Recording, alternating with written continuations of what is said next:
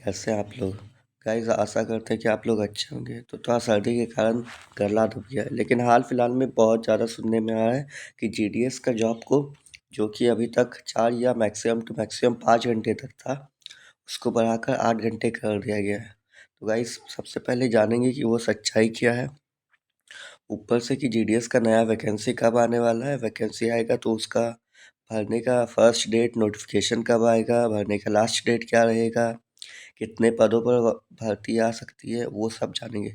चलिए इससे सबसे पहले जानते हैं कि जीडीएस का टाइम टेबल में कोई चेंज हुआ है कि नहीं। जो जीडीएस का जॉब पहले 4 से 5 आवर था, उसके लिए उनको सैलरी तकरीबन 20,000 रुपये तक मिलता था। ये सीनियर और जूनियर सबके लिए लागू है 20,000।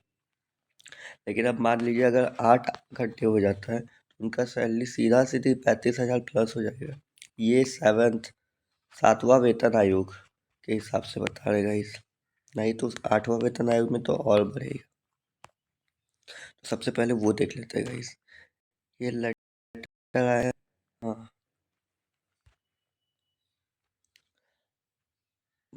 Government of India, ministry of communication, office of chief post master general, Karnataka circle. देखिए गाइस ऑथेंटिक है।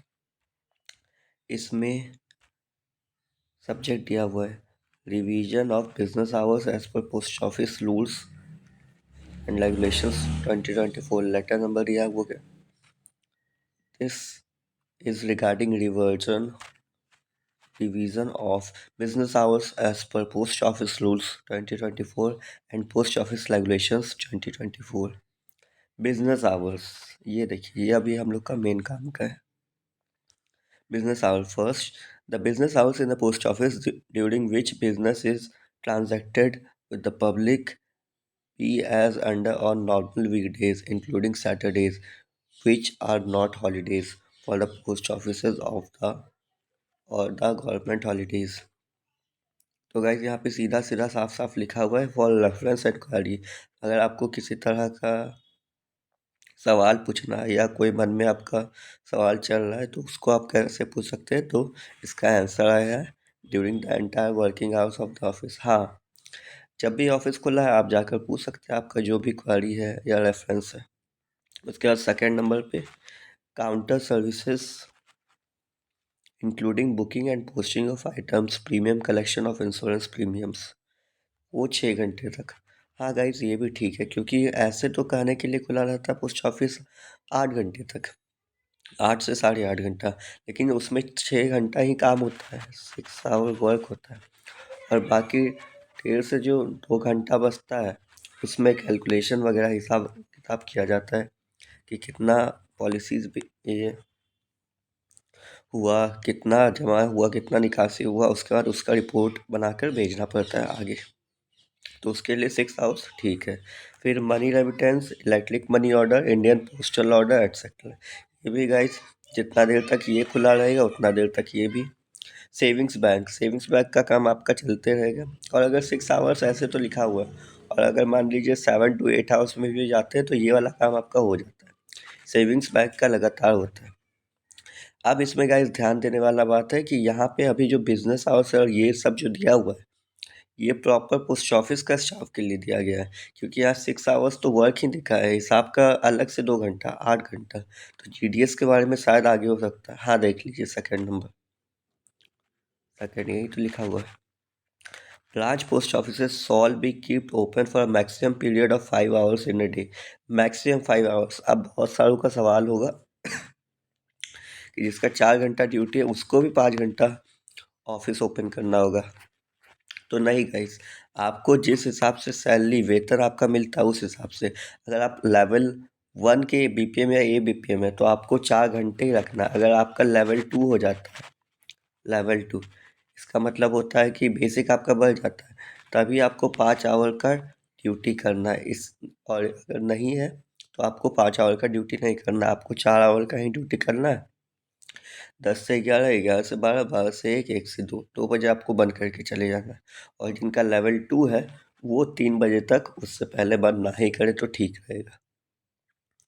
समझ गए गैस, जिसका लेवल 2 है वो 5 घंटे और जिसका लेवल 1 है वो 4 घंटे। अब यहाँ पर नीचे जो पॉइंट दिया हुआ है, डिवीजन में specify the period of each of the post offices under their jurisdiction during which business is transacted with the public or customer and the time at which items are delivered and dispatched, keeping in view the maximum working hours, business hours, local convenience, and arrival and departure time of the items and working of the post office counter. मतलब इसमें सीधा सीधी लिखा हुआ है guys कि अगर division चाहे तो उनका, और कोई डिवीजन का होता है तो लेट काम चालू होता है और कुछ कुछ का पहले ही। तो अगर कोई डिवीजन चाहे कि हम पहले से ही काम करें और 1 घंटा पहले से काम स्टार्ट करें और 1 घंटा ये छुट्टी का भी पहले निकल जाए, तो वो डिवीजन से पूछ कर उनसे सलाह लेकर ऐसा किया जा सकता है। लेकिन जितना 8 घंटे का आपका वर्क है तो आपको 8 घंटा करना ही होगा और कस्टमर्स को 6 to 7 आवर्स का सर्विस देना ही होगा।